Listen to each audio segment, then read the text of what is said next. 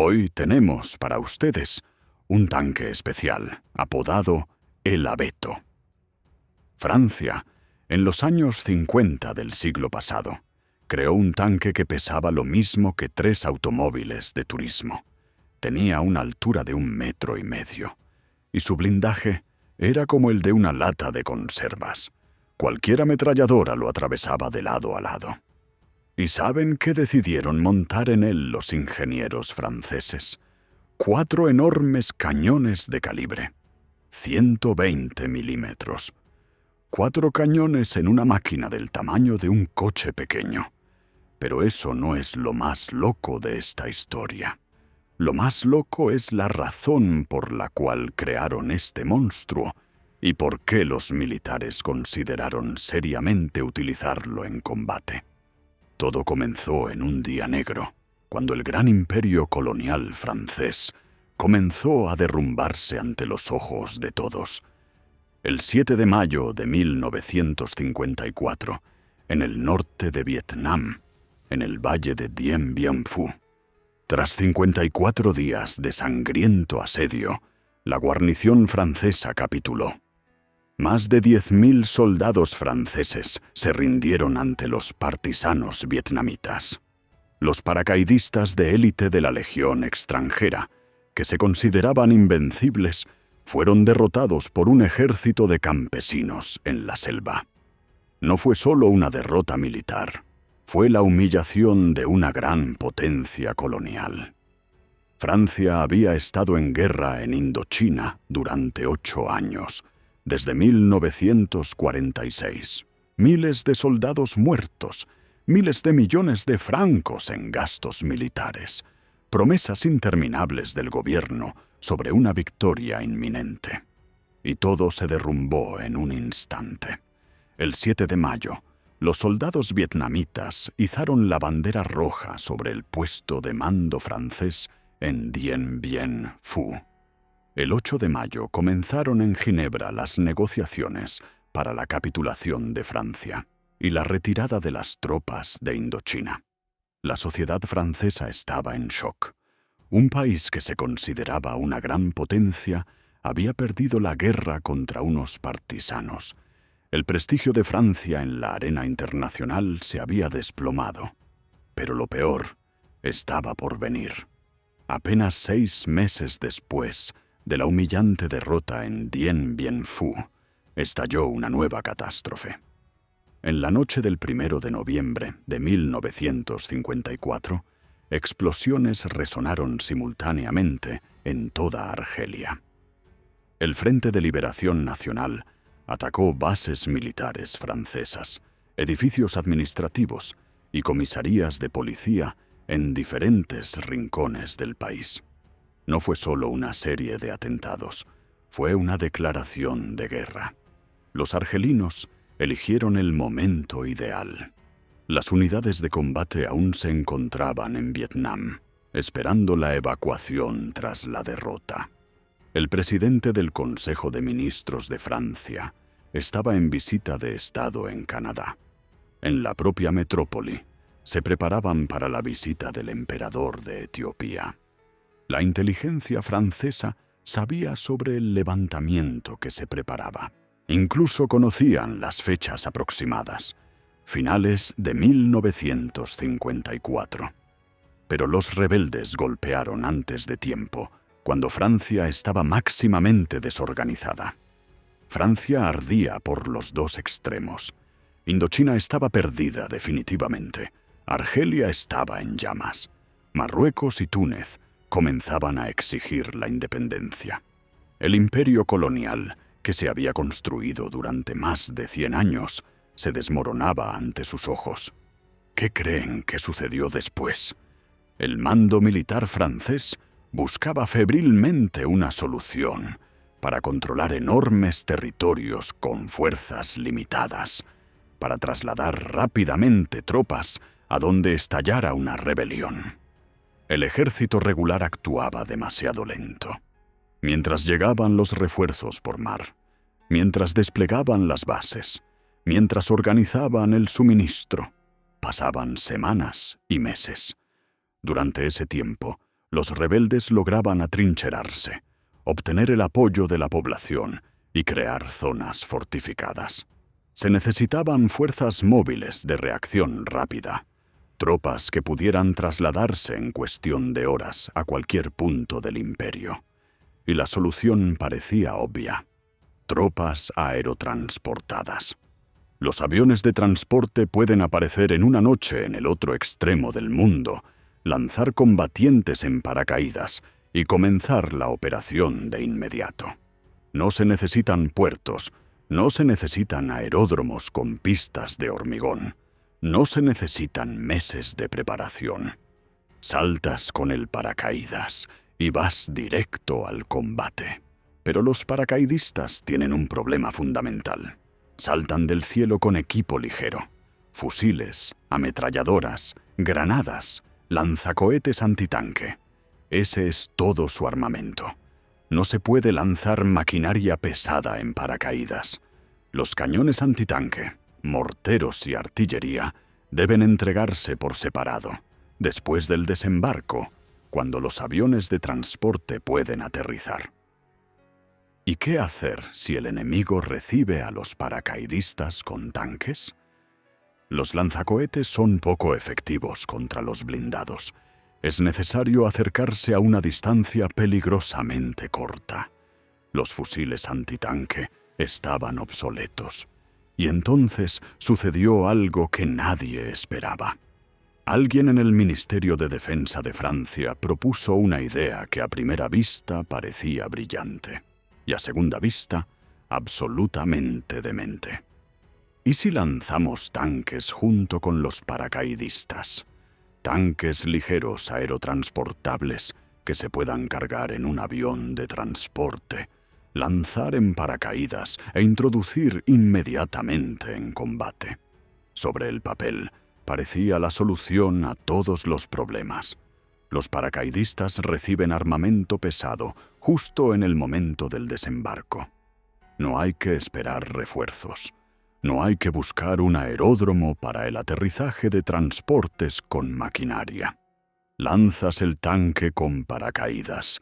La tripulación se mete dentro y se puede combatir. Los militares se entusiasmaron con esta idea. Imaginen, de noche, aviones de transporte vuelan sobre Argelia, lanzan paracaidistas y tras ellos vuelan tanques en enormes sistemas de paracaídas. Los rebeldes piensan que se enfrentan a infantería ligera y media hora después del salto ya están bajo el ataque de vehículos blindados. Pero lo más interesante comenzó cuando los ingenieros empezaron a hacer cálculos. Los especialistas entendieron rápidamente la magnitud del desastre. Los aviones de transporte franceses de mediados de los años 50 físicamente no podían levantar un tanque común. Incluso el tanque más ligero de aquella época pesaba demasiado. Tras largos cálculos, determinaron un máximo de 6 toneladas, 8 en caso extremo. Eso es el peso de 3 coches de turismo. Ahora imaginen la tarea. Hay que meter en ese peso todo lo que hace que un tanque sea un tanque. Blindaje capaz de proteger contra balas y metralla. Un cañón capaz de destruir tanques enemigos, munición, motor, combustible, transmisión, orugas, sistema de puntería, instrumentos de observación y 3 miembros de la tripulación con su equipo. La física es despiadada. Si haces el tanque lo suficientemente ligero para el transporte, una ametralladora de gran calibre lo atravesará. Si le pones un blindaje normal, se vuelve demasiado pesado para el avión. Si le pones un cañón potente, ocupa la mitad del volumen de la máquina y pesa varias toneladas junto con la munición. Si ahorras en armamento, el tanque se convierte en un blanco inútil que será destruido por el primer tanque enemigo que encuentre. Cualquier ingeniero sensato habría dicho: «Es imposible. Las leyes de la física no se pueden engañar. No se puede crear un tanque de tal peso que esté protegido del fuego y sea capaz de luchar contra blindados. Eso contradice el sentido común. Pero a los militares franceses no les importaba el sentido común. El imperio ardía. En Argelia morían soldados franceses cada día. Se necesitaba una solución urgente, cualquiera. Y en diciembre de 1954, solo un mes después del inicio de la guerra de Argelia, el Ministerio de Defensa de Francia lanzó oficialmente el programa Engin Léger de Combat. Vehículo de combate ligero, abreviado ELC. Los requisitos técnicos eran duros hasta el absurdo. Masa de combate no mayor a 6 u 8 toneladas, capacidad para destruir tanques enemigos a una distancia de hasta 1000 metros. Protección completa de la tripulación contra balas y metralla. Alta velocidad de desplazamiento, excelente maniobrabilidad, posibilidad de transporte en avión de carga y lanzamiento en paracaídas. Los militares exigían, de hecho, lo imposible. Querían obtener un cazacarros completo con el peso de unos cuantos coches ligeros. Querían que este tanque volara en paracaídas. Querían que su blindaje protegiera a la tripulación.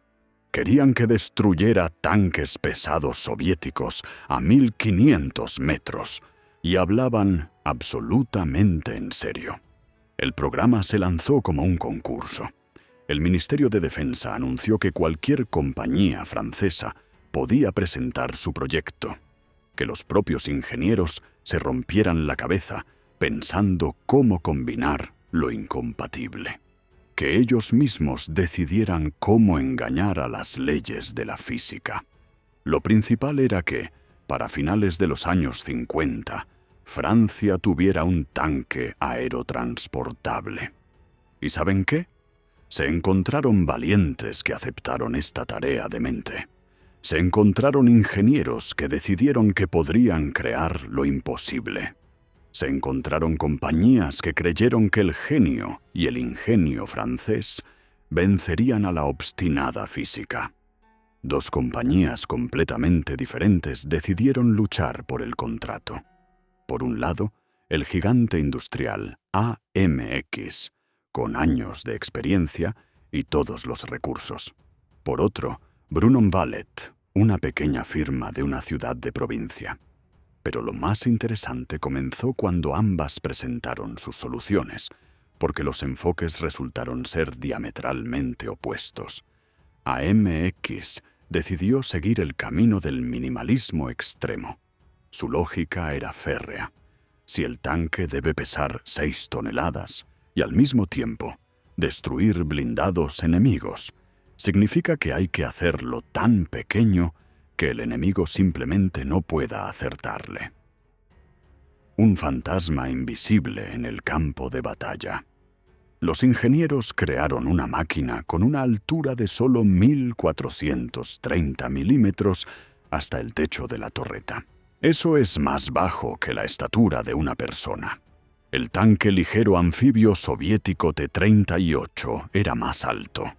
La longitud del casco era de 3750 milímetros, más corto que un sedán moderno. Para meter todo lo necesario en tales dimensiones, tuvieron que hacer sacrificios monstruosos. Colocaron al conductor en la torreta en posición acostada, directamente junto al comandante. El motor lo colocaron delante, el tanque de combustible detrás y la tripulación en el medio, en una torreta del tamaño de una cabina telefónica. Las condiciones para la tripulación resultaron tan terribles que los militares las llamaron inhumanas. El conductor yacía en la torreta, mirando por periscopios.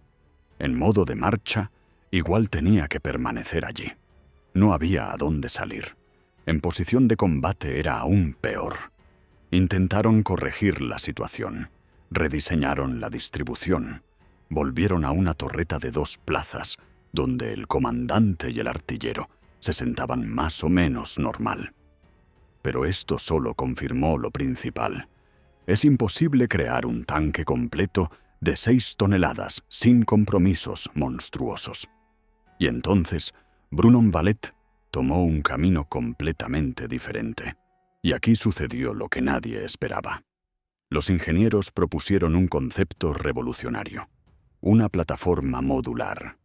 La idea era simple y genial al mismo tiempo. ¿Para qué crear 10 tanques diferentes cuando se puede hacer un chasis base y cambiar los módulos de combate en la parte superior? El chasis base permanece inalterado.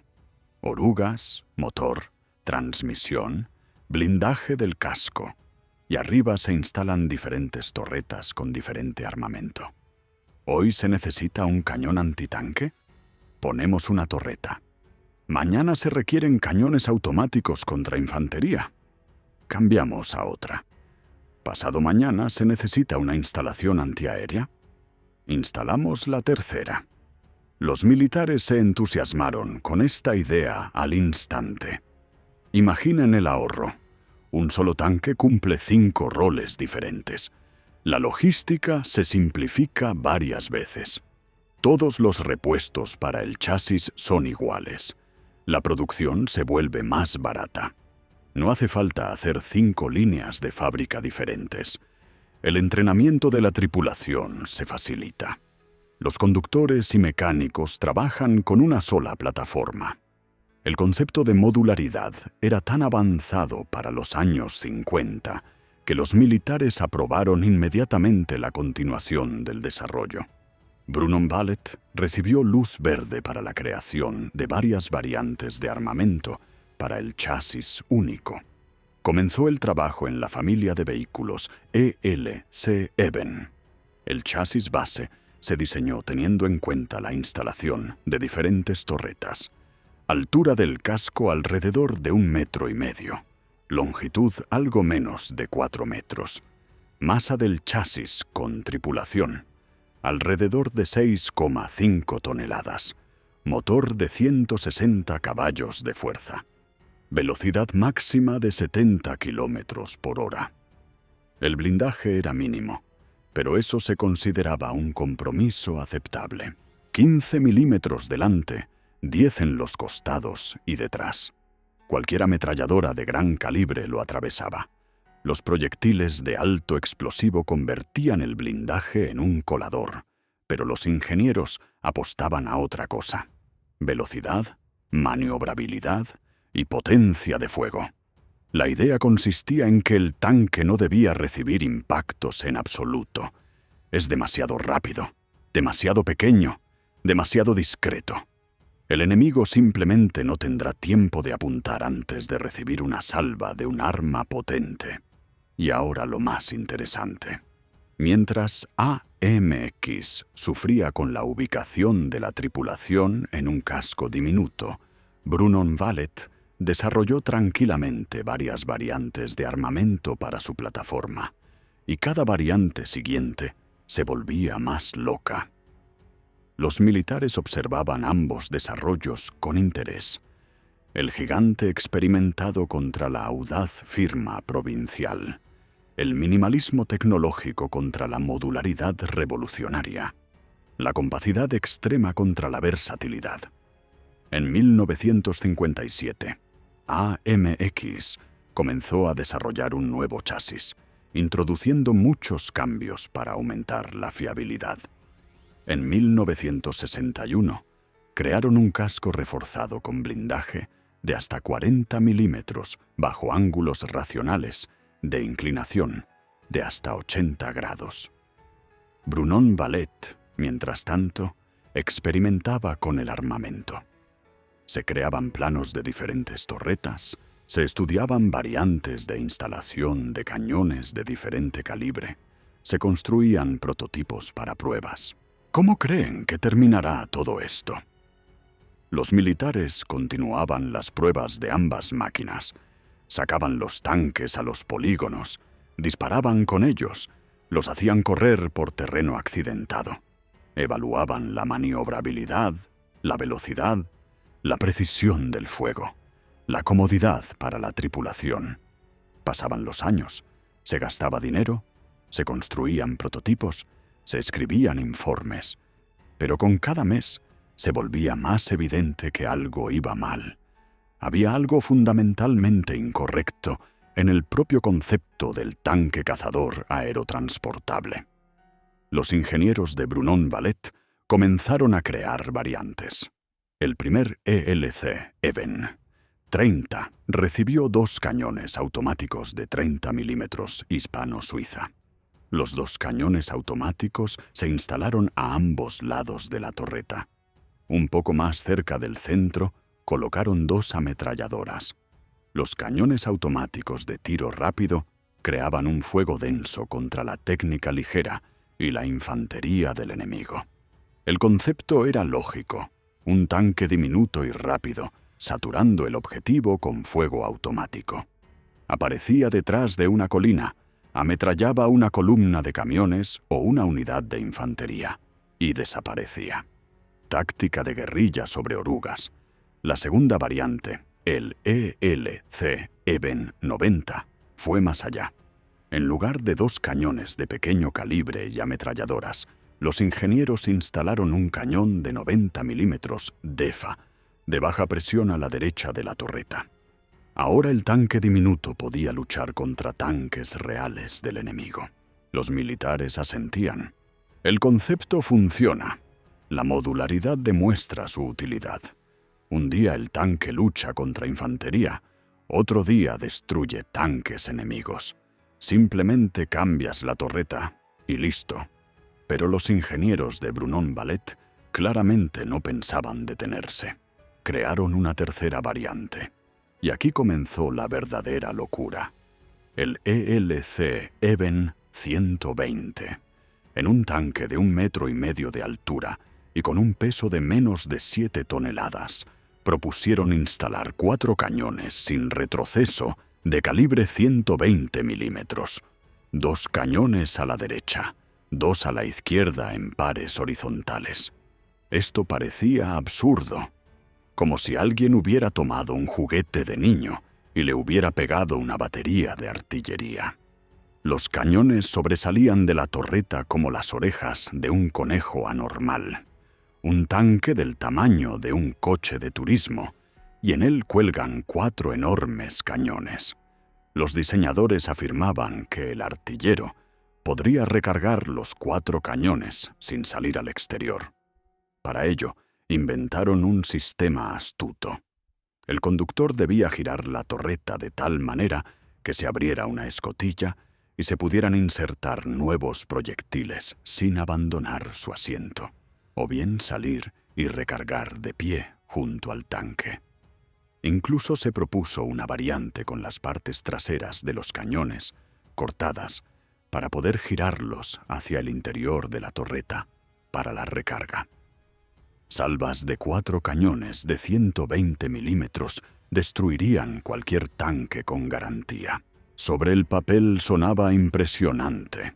En la realidad, 4 cañones sin retroceso disparando simultáneamente desde una plataforma de 7 toneladas debían o bien volcar el tanque, o bien desgarrar su estructura por la vibración. Y ahora lo más interesante.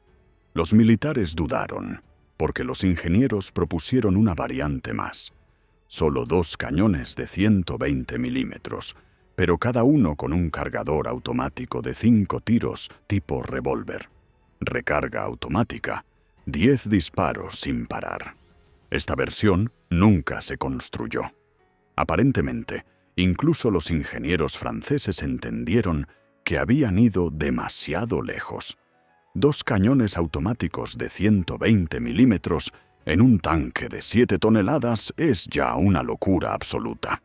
Pero la fantasía no terminó ahí. Propusieron una variante con misiles guiados antitanque. 4 misiles SS-11 o 2 más grandes, SS-12, en una torreta plana especial. Para los años 50 era un arma avanzada. Los misiles guiados apenas entraban en la práctica militar. En total, la compañía Brunon-Vallet fabricó 10 ejemplares de preserie con diferente armamento. Cada variante se probó activamente. Los militares querían entender qué funcionaba mejor: cañones automáticos, cañón antitanque. Cañones sin retroceso o misiles. Al disparar con el cañón de 90 milímetros, todo el tanque se sacudía por el retroceso. La puntería se perdía al instante. El tiro preciso era posible solo desde parado. Además, después de cada disparo había que volver a apuntar el cañón al objetivo. Y la versión con los 4 cañones sin retroceso de 120 milímetros se comportaba de manera impredecible. Cuando disparaban con los 4 cañones simultáneamente, el tanque literalmente saltaba en el sitio. Los chorros reactivos de las partes traseras de los cañones sin retroceso levantaban enormes nubes de polvo y desenmascaraban la posición al instante. Después de la salva, la tripulación no veía nada en la nube de humo y polvo, mientras que el enemigo veía perfectamente desde dónde habían disparado. La siguiente salva solo podía hacerse después de que el polvo se asentara. Y eso es tiempo. Tiempo en el cual el enemigo logra disparar en respuesta. Las ametralladoras de calibre 12,7 milímetros atravesaban el tanque desde cualquier distancia. 15 milímetros de blindaje delante, 10 en los costados. Eso no es protección, es un símbolo. Los proyectiles de alto explosivo convertían el casco en un colador. Un solo impacto de mortero, y la tripulación recibía múltiples heridas por la metralla que atravesaba el blindaje de lado a lado. Los militares entendían. El tanque es rápido y discreto. El armamento es potente, pero está absolutamente desprotegido. Es un cañón autopropulsado con un blindaje simbólico. El primer combate serio, y la tripulación perecerá por una ráfaga de ametralladora. Las pruebas continuaban. Se construían nuevos prototipos, se escribían informes, pero los resultados seguían siendo desalentadores. Cada variante de armamento tenía defectos fatales. Los cañones de 30 milímetros no podían perforar el blindaje de los tanques. El cañón de 90 milímetros perdía la puntería tras cada disparo. Los 4 cañones de 120 milímetros desenmascaraban el tanque con una nube de polvo tras la primera salva. Y lo principal, ningún armamento resolvía el problema básico. El tanque seguía siendo una caja de hojalata que cualquier ametralladora de gran calibre atravesaba. Hacia finales de los años 50 quedó definitivamente claro. El programa EELC había fracasado. Ninguna variante de armamento pudo convertir la caja de hojalata de 7 toneladas en una máquina de combate efectiva. En 1958 ocurrieron eventos dramáticos en Francia. El 13 de mayo, el ejército francés en Argelia se sublevó contra las autoridades civiles. El gobierno de la Cuarta República cayó. Charles de Gaulle regresó al poder. El 28 de septiembre de 1958, los franceses aprobaron en referéndum una nueva constitución. Casi el 80% de los votos. La Cuarta República murió. Nació la Quinta. El 21 de diciembre, de Gaulle se convirtió en presidente. El nuevo presidente entendía la realidad. El imperio colonial se desmoronaba irreversiblemente. En Argelia había una guerra de guerrillas en las montañas y desiertos. Allí no había batallas de tanques. Allí no se necesitaban cazacarros de 6 toneladas. A finales de 1961, el Ministerio de Defensa cerró el programa Engin Léger de Combat. La formulación oficial: el proyecto se considera poco prometedor. En lugar de tanques experimentales, decidieron perfeccionar el probado AMX-13. Algunos prototipos fueron enviados al museo. El AMX-ELC bis todavía se encuentra hoy en el Museo de Tanques de la ciudad de Saumur. Los prototipos de Brunon-Ballet se conservaron en depósitos y colecciones privadas. Argelia obtuvo la independencia en 1962, tras 8 años de guerra. El programa consumió 10 años de trabajo y millones de francos. El resultado: piezas de museo. Pero la historia tiene un final inesperado. Medio siglo después, el pequeño tanque francés encontró una segunda vida en el videojuego World of Tanks. El ELC Even 90 se convirtió en una máquina de culto. Los jugadores lo apodaron el Abeto. Diminuto, rápido, con un cañón potente. Exactamente como lo veían sus creadores. En el mundo virtual, el tanque finalmente encontró esa aplicación que no estaba destinado a encontrar en la realidad. Las grandiosas ambiciones de ingeniería se estrellaron contra la dura realidad de la guerra y la política. Los pequeños tanques cazadores quedaron solo como un recordatorio de esto. Denle me gusta si les pareció interesante. Suscríbanse al canal para enterarse de otros proyectos militares absurdos. Y recuerden, a veces las ideas más locas se convierten en leyendas, aunque sea solo en los videojuegos.